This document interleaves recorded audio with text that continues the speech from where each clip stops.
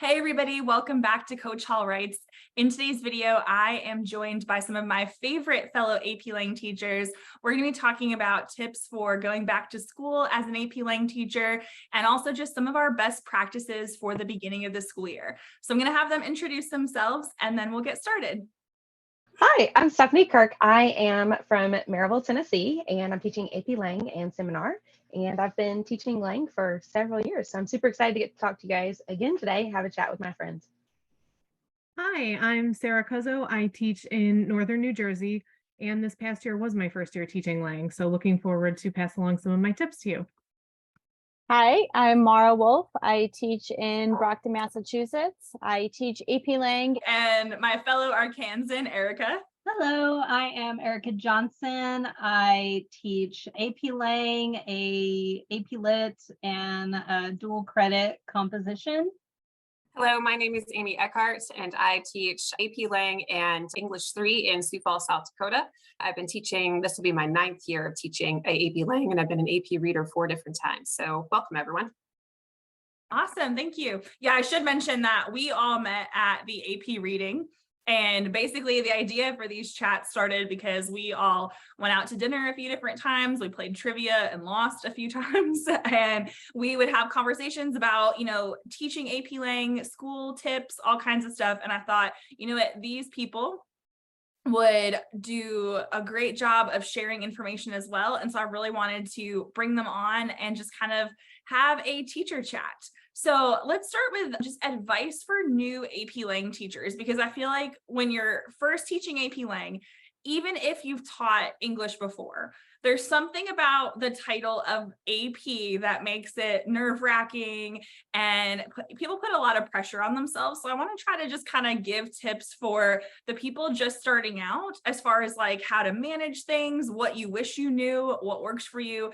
Any advice goes. Okay, so my 7th year of teaching was my first year teaching AP Lang, and my predecessor, my mentor teacher, told me, I remember very distinctly, she said, don't be afraid to not have all the answers. And I was like, what are you talking about? The teacher always has all the answers. But there were a number of times when I just didn't know, this is a new course. It's different from the English courses that we've taught before. And I had to say to my students, you know what? I want to give you the best possible answer that I can. So I'm going to need to check that out, and I'll get back to you tomorrow. And then be prepared to go to your community, whether it's a mentor teacher in your building or, one of the Facebook groups, or you're going to reach out to one of us, find the answer, and then let your kids know. And that's okay to not have all the answers. I need you to hear that. And I think by, telling my kids, I don't know, I'll find out for you. It built authenticity and trust. And, that's the classroom community that I want to cultivate. A big thing that came up, because I had the pleasure of being at an APSI recently that was mixed with newbies and more veteran teachers. It was AP Lit focused, but I think it still applies to AP Lang. And it's that idea that the CED is there to help you, but I don't think any of us in that group have actually gone through all 9 of the units. So don't feel like you need to rush through all 9 of the units. You need to meet your students where they are. And if it takes you longer to get through a baseline of rhetorical analysis, which I think is unit 1, then that's fine. It goes back to the idea of, I think the CD is meant to be more of a guideline than like a hard and fast, like this is in concrete stone, no changing it whatsoever. Because that's kind of the beauty of the flexibility of the College Board stuff, is that you do have that kind of wiggle room. Building off what Erica said, sometimes it's also really great to embrace those in the moment teachable moments, or even if it deviates from your plan a little bit. So many times we'll be having even an informal class discussion, and the students will seem to digress and they'll seem to be going off track, but their discussion is actually lending to other topics that are relatable to the course, but it's just kind of not where we were expecting to go for the day. And I'll let them travel down those roads. And sometimes I'll stop them. I'll be like, I feel like you might think we're a little off topic today, but we're not. And here's how our discussion actually connects to elements of the class, or it connects to this topic that we were actually going to go over next week. And I'll point out how their deviations from the plan relate, but still giving them those moments and letting them talk about what they want to talk about. And sometimes at the end, I'll even, as a closer in the moment, it seemed like we were a little off topic today, but we actually weren't. How does what we talked about today, even when we were off topic, still relate? So sometimes I'll even put it on them to make the connections that I was letting them steer themselves towards. And it makes it more relevant to them because they're talking about what's relevant. Those were some of my favorite moments this year, when I would like kind of look around the room and then I'd like lean into a student, cause like they'd be in small groups or whatever. And I'd be like, you do realize that you're doing like a rhetorical analysis, even though you weren't assigned to do one. I know, Ms. Johnson. I'm like, good. And half the time, those are the students that tell you they can't do rhetorical analysis. Yeah. And the second you take some of that pressure off and just let it naturally happen, they're doing it. Or like, I'll point out, I'm like, you realize that that's like one of the like rhetorical strategies we've talked about, right? Like, you realize that's a really strong pathos appeal. And they're like, yes, Ms. Johnson. I would just like to echo a little bit of what Sarah said. I remember back to when I first started teaching AP, and I was the only person in my building. The person who had taught it before me left and didn't really leave me very much.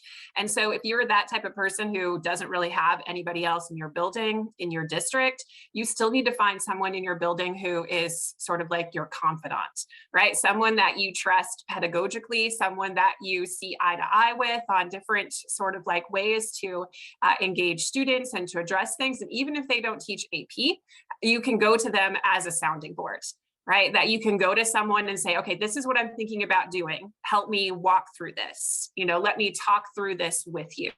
I'm really lucky right now that I have a coworker who teaches AP Lang along with me, and we're starting year number 4 together. And she says the best thing that what made it easiest for her was having someone to be able to do it along with. I think everyone's really given some great advice. For me personally, I have a teacher who many years ago when I was teaching, I paired with her and we did some AVID. So I did like AVID ELA, and it was Dr. Leroy, and she said, Stephanie, you just have to get comfortable being uncomfortable. And I've sort of used that as my class mantra for the last a lot of years, because it really does help you learn to be a better teacher and to reach the students where they are. Because the first part of like getting comfortable being uncomfortable is never give your students anything that you haven't done yourself, right? So even if it's multiple choice, if you do it yourself, then you can anticipate the difficulties that your students might have, or it's going to help you to model your thinking process so your students can own that process and then they're applying it later, because we're teaching skills, right? We're teaching those processes.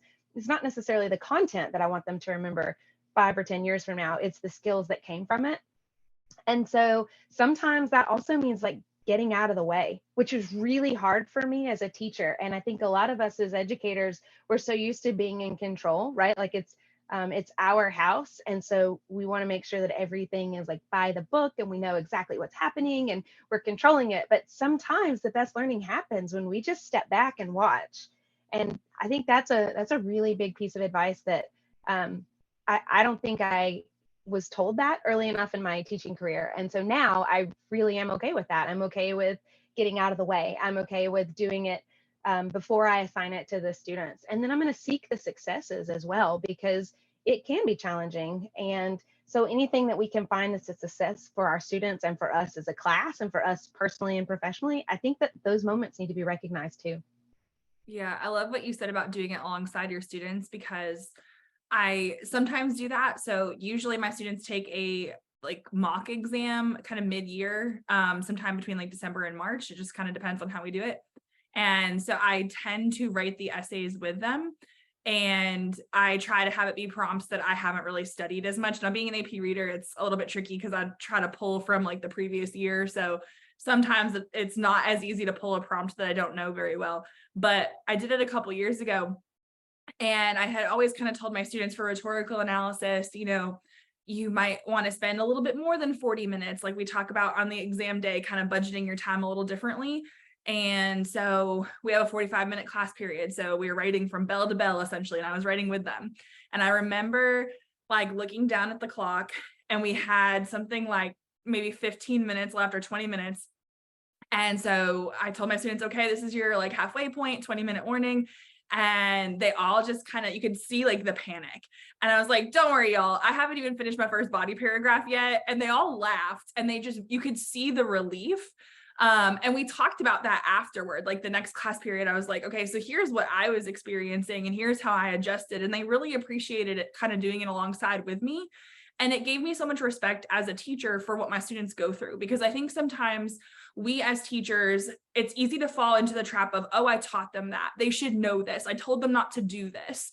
All these kinds of things. But like, sometimes under pressure, you can barely remember your own name. And so like, it's very easy to judge and be like, I taught them this. But like, if you can simulate that pressure yourself and kind of see it, like doing the timed writings, and I just do like 1 or 2 a year. I don't do it every single time, because usually I use my timed writings to grade other work. I don't know if anybody else does that, but like I do try to do at least like 1 timed essay with them a year. But like literally it's such a backwards cycle, but I will assign writing so I can grade other writing. That's something that we can chat about too, is like how to balance all of this. But one thing I wanted to say before we move on is like, you guys give really good like pep talk advice. And I totally agree with everything that everyone said. For me, one of the biggest realizations I had as kind of a newbie AP Lang teacher, it maybe took until like year 2, maybe year 3 to fully solidify this realization. But when I first started teaching, I thought I had to have them do a ton of writing. Like, and my students did grow. Like, I'm not gonna lie, they got better, but I was swamped with essays all the time. And I realized, and this is like newbie teacher, I was like, I'm writing the same corrections every time, paragraph to paragraph, essay to essay. And I'm like, why are they not reading the corrections? Well, it didn't occur to me that at the time that I was assigning them too much. This is something I tell a lot of new AP Lang teachers. Instead of diving straight into essays, build up to them, because if they can write a quality thesis statement and quality topic sentences and quality paragraphs, then the essay stuff comes later. And so if you feel like you're burning out with all the grading, go back to smaller assignments. You can still hold your kids accountable with the rigor, but if they don't know the components of a good essay, they're not going to write a good essay. And so even with my 10th graders, because I teach 10th, 11th, and 12th, we start out with paragraphs. And that's always a really eye-opening experience, because apparently my definition of a paragraph and theirs are very different. And so y'all are smiling. So at least I'm not alone in this. And so it helps me hold them accountable for things. And I'm only having to provide feedback on just like one small assignment. And so that way I'm not stressing out.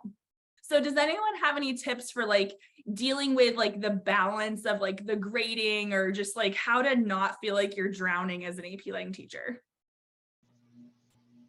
I was just going to back what you said, Beth, because I do the same thing. I start with, I actually don't even start with paragraphs. I start with thesis statements and line of reasonings, because even in the CED, like when you're using AP Classroom with those progress checks, units 1, 2, and 3, they only ask for a line of reasoning. So if you're going by their recommended days, that's a big chunk. And so I think you really nailed it. Like if you're focusing on those vital pieces, that's going to help build your line of reasoning.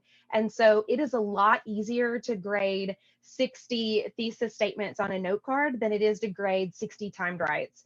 And then when I'm looking at grading, we're starting small, but I'm also looking like very focused at certain things. So thesis statements, we might just start with your position, but then we move from a thesis statement that clearly gives that defensible position to the thesis statement that also previews the line of reasoning. And so I will look at it and I'll have a very specific thing that I'm looking for with the feedback. So once we've gone through and we have focused on the thesis statements, the topic sentences, the evidence, and just built that line of reasoning out, when we go back, I do a timed draft and then I give them feedback on that draft.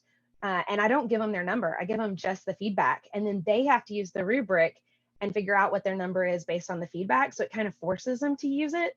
And so the first of each essay, I give a lot of feedback on the draft, and then they get their score and their feedback on the final. But then from there, I really kind of shift it up. So if we're going to look at, like, as we move through, we're in, let's say, unit 4, right? Like that's the deep dive groups, then the students will do, maybe they're going to write 2 argument essays, and then they look at their essays, they go through and they pick which essay they want me to grade.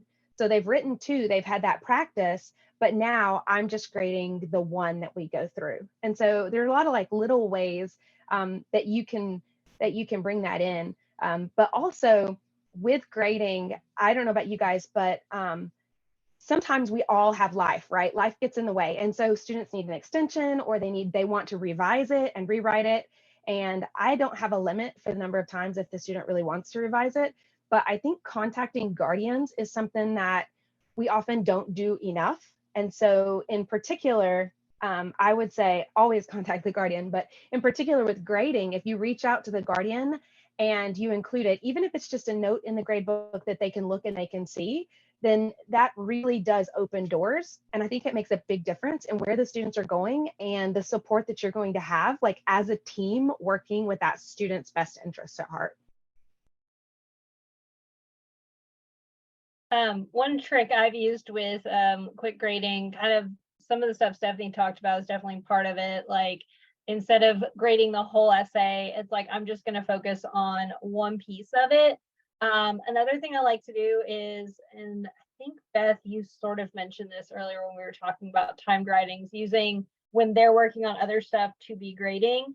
I kind of take it a step further usually. And so like while they're working on something else, I'm not only like probably grading, I'm also giving them verbal feedback, because I've found having conversations guarantees that they hear it versus writing comments on a paper. And there was even one class where I was like making sure that I had like designated time. And I know if you have bigger classes, this can be a challenge. I had that problem this year because I had one AP Lang class that was like almost 30 kids. And like that was a hurdle I had to overcome. Is like, how am I going to conference with 30 kids when I only have like 45 minutes?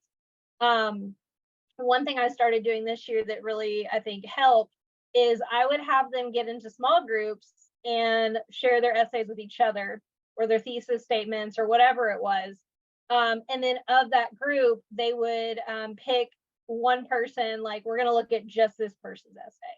And so like I'd be coming around the room and I'd sort of do that like fishbowl thing, basically, where I'd have the student who I'm going to look at their essay sit with me, and we would model for the group like the conversation that we were having, because it's like Beth said, you usually had a lot of the same issues from person to person. Like all of them, or most of them, would be getting the comment about transitions. So it's like, great, you're my sample student where I'm going to talk to you about this. So having those conversations in class helps. Doing it while they're working on another assignment can be helpful. And then not necessarily, you don't have to grade everything they write. That was something that was told to me very early on. And it's something I still stick by, because I want to set boundaries. I want to set, like, I don't usually assign homework, so I don't want to have homework, that kind of mentality. So I try to get as much of that done during the class period or during my planning period as possible. And so I found a lot of benefit from that idea of like doing it while they're in the class with you, and doing it like small group setting wise. So you don't have to read everybody's essay, but you're getting like a sampling of like 5 or 6 students. And that's been very helpful for me. And I hope my students too. I just wanted to piggyback a little bit on Erica about that idea that students, you don't have to grade everything that they write.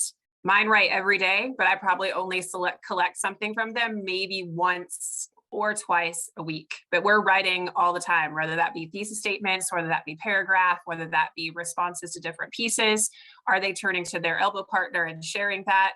Are they, are we looking at a student sample is another good way to be able to think about how they can compare their example or what they've written to a student sample.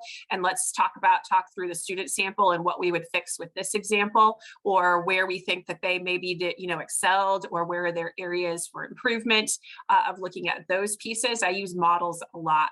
I think that's one way to really cut back on having to give feedback on a lot of things. And I'll be honest, I don't write a lot of feedback. On their first in-class essay, that's probably the one that I write the most on. And even then, it's probably, here's one thing that you did really well, and here's something that you need to improve on. Because they can really only act on 1 or 2 things. They can't act on more than that. So think about, what is the priority? Is the priority the thesis statement? Is the priority the fact that they, are only giving examples, but they don't have any analysis? Is there a lack of line of reasoning? What is really the one thing that's going to be important for that student to move to that next level? What's kind of like the fallback? So that's where I think about when I give my feedback is you get a plus, here's something that you did well. And then you get a delta, which is the triangle, which in math means to change, right? So to improve. So I don't call it pluses and minuses. It's the plus delta, to change, to improve for next time in regard to those particular types of pieces. And I only collect things that I'm actually going to read. So if I can't, get it back to them in a couple of days, granted with an essay, that usually takes me about a week, so then we're doing some other things in between before I hand that back. And even when I hand that essay back, I've kind of like highlighted, here are the major things that I noticed across the class or across the group of these areas that we can improve on, or here are the areas of strength, and here's why we're going next, or here's what we're doing next. One other thing that I'll say that I've done and that my coworker and I do for each essay is we've created a little sort of like half sheet that breaks it down into each row of the scoring guides, where I have like a thesis row and I've got like 3 little checks there. So if you think about the scoring guide where it has the left side for 0 and says, here are the qualities of a 0 thesis and here are the qualities of a 1 thesis, I've created that so I can put a little checkbox there. So I don't have to write why you didn't get the point for thesis. I can just check the box that you had a claim and no rhetorical choices, right? Then when it comes to the middle row, I've broken it into 3 categories where it has line of reasoning, commentary or evidence and commentary. And then those different descriptors that are across there, I've put those in there. So again, I can check those boxes to be able to say, oh, you might have a strong line of reasoning, but you really didn't provide me specific enough evidence. Or you gave me evidence and you've got some commentary, but your commentary is vague and it's going nowhere. So then I can save my time of having to write some of those descriptors over and over again. I can just check boxes and say, here are the descriptors that match the quality of this writing. And then they can see what the next descriptor is below that to know, well, here's what the next level looks like, right? Here's where I need to go. This is what I need to do. And then my comments that I give and that plus delta can be a little bit more specific to that particular paper, rather than just those generic things like needs more specific evidence, vague commentary, no line of reasoning. I don't have to waste my time writing all that. I just check the little box. And then tell them that it's not an average of these numbers here. It's overall, whether or not you're getting a 1, a 2, or a 3 in that midline sort of like row. And then the same is true for sophistication. You got those 3 or 4 different options and you can just choose one of them in terms of like why you get it. Use a similar strategy, Amy. I have one other alternative that I wanted to mention. I love conferencing in class, and Amy, your check sheet sounds awesome. I love all of that. I am a chatterbox though, and I like to talk. So I sometimes, not every time, but sometimes I'll do some video commentary for the kids when they do something digitally. So if they turn something in on Google Classroom, I usually use Vocaroo, but I know some of my colleagues use Mote. And these are websites where you just hit play and you can record an audio clip that you cut and paste into the comments in Google Classroom. So I'll just pull up their essay and I'll read it, and I'll have Vocaroo open in another tab, and I'll just give some comments while I look through it. And then I move on to the next essay, and they've got that audio clip that they can refer to. So that also saves on handwriting. I know it might not be for everyone for every assignment, but maybe an alternative if you're interested. Building off kind of what Stephanie said way earlier about taking things in chunks. I don't take revisions usually because a lot of times what the students pass into me is revision. So a lot of times my whole unit is centered around the students revising their text. So what I'll do is at the beginning of the unit, I'll have them do a timed writing, just blind. I just give them a prompt and I just say, do it the best you can. We're working with it. And then throughout the unit, whatever we're focusing on, they're taking those pieces of that essay and they're either like if we're focusing on thesis statements, they'll highlight their thesis statement and in the margins, label the parts. Or if a part is missing, they'll say, I should have had a defensible part. Here's where I identify the topic, but I didn't show what side I'm on. So I allow them, as we're going through the unit, to revise that previous essay and to keep improving it, sometimes they'll pass in just those small comments for me to check, and I'm just looking over those sentences. Sometimes we do partner work, peer revision. So at the end of the unit, they have their essay revised with those areas we focused on already. And a lot of the end of the unit grade is they have to then put new margin notes in. So if they handwrite it, I have them do it in a separate color, or if they type it, they can just add it in, talking about how their revisions strengthened their writing based on whatever the focus of our unit is. And it helps with the grading because, yes, I'm looking at their argument overall, but I'm also focusing on their choices as a writer. And when they were choosing to put this revision into their thesis, did that work or not work? Like, was that a conscious choice, or was that just kind of them running out of time and not really focusing on that area?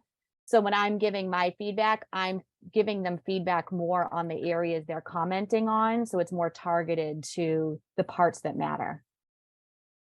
Yeah, I like that. I did something a little bit similar with revisions. I don't allow them to revise everything, honestly, just because I feel like for me and my methodology, I feel like there's times where I'm treading water, like I'm just keeping up, and to go back to a previous assignment and things like that, it's a little much for me. But there are times when I do allow for revision, especially at the beginning of the year when they're just kind of learning. But also, you know, students sometimes get really stressed out about grades and that kind of thing. And so sometimes I think it's beneficial to step back and say, like, okay, is this worth them revising for them to have more experience and that kind of thing? Like, I don't want them to think that they never have to revise either. A couple things that I've done that have helped with just essays in general. First of all, the sophistication point. I know students want to know how to earn it. I wish people wouldn't even talk about it at the beginning of the year most of the time. Like, I just pretend it doesn't exist sometimes. It depends. But like, as teachers, we're like, how do they get the point? How do we teach the point? And then I do sometimes like chats with students on, like, I'll do like a TikTok live or a YouTube live throughout the year. And one of the questions that students ask, especially as the exam approaches, is like, how do I earn the sophistication point? And it's like, earn row B, earn evidence and commentary. But for the sophistication point, something that has helped me is, and this really works for all the rows, but there's times when I feel like it's not sophisticated yet, or I'm like, it's kind of there, but it's kind of not. But like, you know, the kid tried really hard. Like when the kid hands in the essay and they're like, this is the best thing I've ever written. And you know, they want that point. I do half points. So like, everybody has it convert to different things in their grade book, but like I will give a student like a 4.5 out of 6 or something. And those half points help because I feel like they reward student effort. A lot of times I'll do it for the sophistication point for some of my more advanced writers, because I have some that just like, it breaks their heart that they didn't get it because they're perfectionists. I also do it a lot with row B in the line between the 2 and the 3 and evidence and commentary, because I think as readers, we've seen this there. And as new teachers, you need to know this. There's a lot of ways to earn a 2 in row B. There's a lot of ways to earn a 3 in row B, but like the 2, you could be at the very bottom. Like it could barely have been a 1 and then it like just jumps over the line.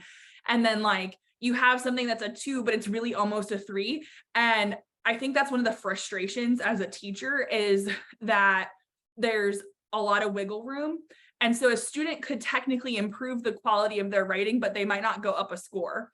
And if a student, at least in my experience, if a student keeps getting like a 3 out of 6, a 3 out of 6, 3 out of 6, then they're going to start thinking like, okay, I can't do any better. And so I try to give those half points because their demeanor changes. They're like, oh, I did better. And so just know that while there is a rubric, and I personally do use the rubric, like I like to evaluate my students and simulate the exam throughout the year. I use the rubric, but I also do those half points because they're learning. And so just know that you can kind of adapt things to your needs. So that was one thing I wanted to say about the sophistication point, is like, do not stress about it at the beginning of the year, but also just know that half points can be a thing in your classroom, because they are in mine. One other thing I wanted to mention that has helped me with like grading is, someone had already said this, but like focusing on, I think Amy, you were saying it, you did like the plus and the delta. I call it like a glow and a grow. So like one thing that they did well, and like there always has to be a glow. Like, I don't care if it's your like the worst writer in the world, like you have to find something to praise. There have been times where I've been like, I am so proud that you wrote a whole, like one whole page, or like, I am so proud of the effort you put in, because you got to give them something. And then like the grow is kind of like what I want you to work on. And I ask myself, okay, what's the most important thing that I think the student could do to improve their score? I sometimes will also add like a secondary one. If there's something that we've been talking about in class that I feel like needs to be addressed, then we'll definitely bring that up. And that's also sometimes how I address the grammar, if at all needed. Like when I first started teaching, I corrected like every comma splice and like everything. And then I realized like that is so not necessary. It's just a waste of time. But like, if I see a student using a colon correctly or dashes correctly, I'll call their attention to it. Or if I see where like, hey, you're using a comma wrong in this way every single time, I might call their attention to it, just so that way if they don't know, they can't fix it. But I also don't correct everything. I also don't correct spelling, just because on the exam, that's not really a factor. So yeah, that's kind of like how I give feedback. And then something else that has helped students, I did this with students and then I started doing it for myself, is I will sometimes have them highlight either student sample essays or their own work in different colors. So like their thesis might be one color, evidence one color, commentary one color, so that they can see the proportions. But I started doing this when I grade papers, because I was like, hey, it helps my students realize if they have enough commentary or not. But sometimes, I don't do it every time, but sometimes when I'm grading, I'll just take out a set of highlighters, because sometimes the handwriting just kind of I don't know, it like overwhelms you. And so I like to color code it, and it keeps me more engaged in what I'm doing. I don't know, that probably sounds terrible, but so sometimes they'll get their essays highlighted when it gets back to them, and they're like, oh yeah, like you used yellow for commentary, and I have like 0 yellow on this paper. And then they can see it. So it's like, they know the issue without me having to be like, there's not much commentary. So just, that's something you can do with students. But I realized a couple years ago, like I could do that as a teacher. And I don't know if anyone else has done that, but like, sometimes you just need a highlighter or a good flare pen. Like you just need some pizzazz. Can I piggyback a little bit on the grading sort of like piece too? I think it's really important to think about the scoring guide as a scoring guide and not as a grade. I mean, that those two don't have to be equivalent to each other. I've really shifted my thinking on grading in the last sort of like 10 years. And at the end of the semester, we have maybe, I think I have like a total of like 10 assignments in the grade book for, a 90-day grading period. And I am not lying on that at all. 5 in-class essays and 3 out-of-class sort of like major assignments and a few other little things along the way. And some of those things don't even have any points attached to them. It's so interesting to hear how different schools do it, because ours, we have to have 2 grades per week. So for us, I have essays be a test grade, and it's 100 points. And to keep it simple, a 6 is 100, a 5 is a 90. If they get a 5.5, it's like a 95. And you might think, okay, that's really punitive, but I make sure that I balance it out with several other smaller assignments. So like, they might have a paragraph that they get like 30 points for or something. So we do total points and have to balance it out. But I agree with you that we want to make sure that we're keeping in mind that it's a process. Your students' writing is going to transform throughout the year. And so like the rubric can be a guide, but it's not like the be all end all. I'm not trying to say it's not good, but we use the rubric to evaluate them in May, like the writing that they do on the exam. So it's appropriate to make those changes or adjustments as you need to throughout the year. So what ideas do y'all have for like beginning of the year tips? I can go first. I don't start with anything AP Lang. One reason, well, I mean, I shouldn't say not anything. All right, so students can shift their schedules for the first 5 days of class. So we don't have a consistent roster until day number 6 of the school year. And so my coworker and I, and even a lot of us, try to like keep it consistent so that if they're switching around periods and day teachers or whatever, that they're getting the same sort of like things. But beside that, I guess the approach that I like to take is rather than focus on, rhetorical situation or arguments or prompts, and I did one year where we, start the first day with multiple choice and all that, and then that scares them away. And I was like, no, we're not doing this.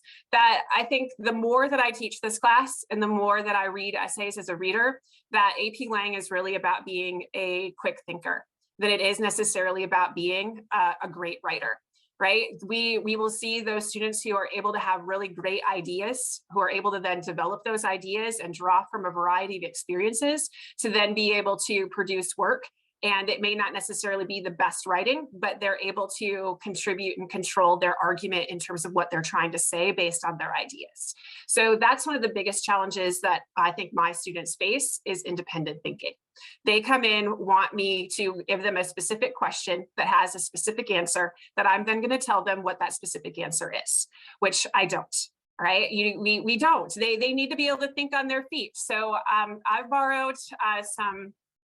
It's from, I think it's movingwriters.org, or if you're familiar with Writing with Mentors by Allison Marchetti and Rebecca Odell, they're really great in this idea of thinking about writing craft moves or the choices that writers make, because students are always thrown off by that term rhetorical choice. So rather than talk about rhetorical choices, we talk about writing moves and craft moves and the moves that writers make. And so we start the first day by looking at different pieces of text. And the first piece of the week, it's the night before the first day of school from Elizabeth Acevedo's The Poet X. We use this, sort of like poem as a way to talk about what do we see reading like a reader in terms of like what is the content, the ideas, the development, all of those sort of like pieces. And then I introduce them the concept of reading like a writer. So now let's look at what choices this writer is making that's contributing to those ideas. So our first week or 5 days is spent on this idea of reading like a reader, reading like a writer, trying out these sort of like things. What can I steal from this sort of like piece? So after the first day, they write their own imitation of the night before the first day of school, where, they can make it as close to Acevedo's as they want to, or they can be completely far removed, in terms of like how they're taking her choices or her moves or her tone or her piece to make it their own. And it's also a way to then get them to get into this idea of writing in their notebook, of developing their own thinking, and then really trying to build this community of writers. I'm the same, Amy. My first several days are all about classroom community. I barely even talk about AP Lang as a subject, which honestly makes it easier as a teacher because you're usually, I know I have other classes that I'm doing, so because it's community, I can have a lot of the lessons be very similar to a certain point, because it's all about like getting to know you, establishing the community in the classroom. So I'm gonna have to message you later for those titles because you said them too fast for me to write down. But I love that idea of starting with poetry, because I feel like as AP Lang, we feel sometimes pressured to not use any kind of fiction or poetry, but there's so many strong writing moves that happen in poetry that can then be brought into their own writing. And I think allowing space for that can be so powerful for students. So I'm going to try to do that more this coming school year. But yeah, for me, first week is all about community building and getting to know my kids. So I'm going to sound like I'm copying you all, but that is what we do too at our school. We have a similar thing. We have 10 days before our schedule is set. And I have had students before, and kind of like we've talked about, they're going to drop the backpack, right? Because they don't want to say they're dropping the class. So that's like become this term that we kind of use. And so we do a lot of class building as well, and just kind of setting expectations and getting to know them, because I'm going to quote like Jackie Stallworth said, that what we use, the content is like, it's just the vehicle, right? It's what gets the students where we want them to be in terms of their skills and their processes. And so sometimes the best thing that we can do is, yeah, we have an outline for our class, right? We have our text that we have done, but we want to find out what our students are interested in so we can use that to move forward. So I actually have a student frame that we use, and it printed out, it's like a banner, and it has them put their picture on it. They actually go through the policy search and the 3 colleges they're most interested in. and a dream college and like a last ditch effort college. So they pick what their scores needs to be. They create goals, they put it on the banner, and the banner actually hangs in the classroom. And so it has a lot of little pieces on there, but it also has a lot of things that help me out with getting to know more about them. And so as we build that first week in, we're looking at the dangers of a single story. I know a lot of people use that one because we want them to think about multiple perspectives. And we have that controversial content statement that we all use in our classes as well. And then I use Douglas Tappan's Rethinking Rhetoric because it's a really good review for what they already know about like ethos, logos, and pathos, but then how do we go to the next level with that? And so that's a really good speech, I think, for the students to use. And then we move into music, actually. I love to take the same song that's been done twice with something big in between them. And the big song that I've used for the last few years is Where's the Love? So that's like, Will I Am, Black Eyed Peas. And then that was 2003 when it first came out. And so it was right after the Twin Towers. And then 2016, it came out again, and it's very different. And so it helps the students to really solidify the rhetorical situation so that they can see what that looks like. And it really kind of, because like everything, like if you have time, go watch the 2 music videos, because just the picture of the video on the cover is like really, it's a really big difference for the students to be able to see it. And so then we just open up to the big ideas. And I really just spend time looking at the big ideas. And it might be they go get a social media post of whatever celebrity said or did something that is trending right then. Or we look at Google Trends, and then we'll go through the big ideas with that. And maybe they'll just pick whatever song they're in the mood for. Or sometimes I'll be like, okay, what are you going to do when you go into the cafeteria today? What are your big ideas there? And so we really look at those big ideas over and over and over again with every single little task that we do, and with goal setting and all of that. So I agree that at the very beginning, when we're getting started, we're learning them, but by learning them, we're figuring out what texts we can use that are going to be most interesting to our students. So I introduce content without introducing content.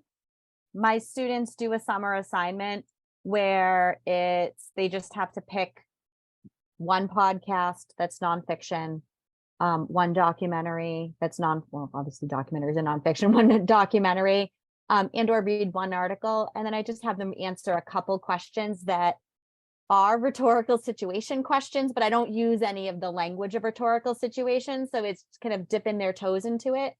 And then the first couple of days of school, I just put posters around the room, and there's 3 questions. One is, what text did you read or did you look at that you think that you really agreed with what they were saying? So I'm introducing them to kind of argument again, but without actually using any of this language.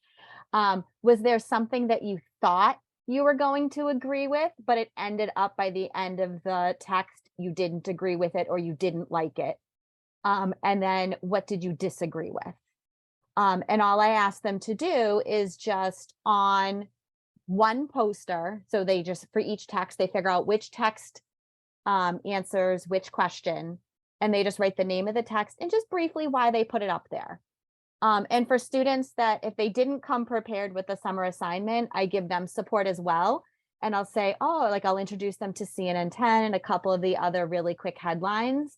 Or say, if you're not ready with your summer assignment for whatever reason, you can quickly just look at headlines and kind of figure out what headline would go on to which poster. And to, again, have students not feel if they're not prepared, I don't want to put them on the spot. I'll even say, if you need to pull up your assignment on your computer or on your phone to double check what you wrote, that's fine as well. So if a student has their device in front of them, it could be because they're looking up headlines, or it could be because they're just forgetting what they watched. Some of them do it right away. So they're just responding to what did they agree with argument wise? What did they think they were going to, like, basically what changed my mind, or what did I disagree with? And then the second day we do a gallery walk, and they start talking to each other about, like, what did everyone else watch or read or listen to? And it helps me build our theme topics for the year too, because certain topics tend to gather and tend to garner more discussion in the class. So even on day one, when they're writing on the posters, they're saying, oh, you watch Social Dilemma, I watch Social Dilemma too. And they're talking about it as they're writing on the poster. And then it just develops from there. But it's also getting them low stakes talking to one another. So building community, but with the support of stuff that they've already done. Sarah, did you want to add anything? No pressure. No, I'm just here literally filling a notebook with all of your ideas. So that's my role for this question. Thank you. I'll be sure to put links. Stephanie's got notes too. See, this is why we're doing this, is because we all learn from each other. I'll put links to some of the things we've mentioned in the description on YouTube as well. I kind of start my year jumping into rhetorical analysis pretty quickly, but I also have students most of the time for 10th, 11th, and 12th grade, the blessings of a somewhat small school. So I don't have to do as many get to know you activities for like 11th and 12th grade. So I'll just preface with that. A couple things that I've done in the past that have been successful are soup, salad, or sandwich, which I did not invent, but it's like this mini like argument type skill where you basically like pick a food and they have to argue whether it's a soup, salad, or sandwich. And that gets pretty heated, like in a fun way. Like, you know, like, is a hot dog a sandwich? Like the class will be divided and they will mention this like come in May, like they'll use it as like an insult. Oh yeah, well, you think a hot dog isn't a sandwich. And like, and it's just like, they remember these things. So I think that one can be kind of fun. And you could do that on like the first day as an icebreaker. I also, like most people, I think, do some kind of questionnaire on the first day. One of my favorite questions to give students is, what else do I need to know about you to be an effective teacher for you? I put that at the very end. And I had a college professor ask me that, and like in a questionnaire form. And I was so appreciative of it because it was a math teacher in college. And I have this thing where like, if I know the answer and I'm willing to answer, I'll raise my hand. If my hand is not raised, do not call on me. And I had situations in high school where it was kind of that like moment as a teacher where it's like crickets and they're like, who knows the answer? And like, they would call on me and I'm like, my hand is not raised. Like, this is the signal for I know the answer. This is not. And so I put on my form as a freshman in college to my math professor, like, please do not call on me if I'm not raising my hand. I genuinely don't know. And I'm terrible at math. So please just don't do it. And I felt empowered by being able to like say that to them. And so I do that with my students. I try not to give them the example though, because the first year I told them why I put it on my form. And then I literally had 50 kids be like, don't call on me if I'm not raising my hand. But I have had students share information where they maybe wouldn't have had an opportunity to. So I love that kind of questionnaire. And I also, this year I'm going to change how I do it, but I used to just ask like, what activities are you in? This year I'm going to kind of do that, but I'm also going to phrase it in another way. Still kind of working on the wording, but like, how can I best support you? Do you want me to show up to your play? Do you want me to show up to your basketball game? Our school does like postcards, and I sent postcards home last year. And that's actually how I got a lot of kids to take AP Lang. Because for whatever reason, my 10th graders last year, they were just like, oh, I'm not talented enough. And I'm like, are you kidding me? Like, you're brilliant. And so I was like, how can I convince these kids to take my class? And so of course, my current AP Lang students were like, we'll talk to them. And I'm like, maybe you'll scare them away. So I was like, I could just send them like, yeah, in their effort to be helpful. I was like, I could just send them like a postcard. And so I staggered it so they didn't all get postcards at the same time because I knew they would talk. But I tried like 1 or 2 a week, like sending it home to kids. And I had kids come up to me at like football games or in the hallway. I even had a parent email me and be like, thank you for taking the time to recognize my student.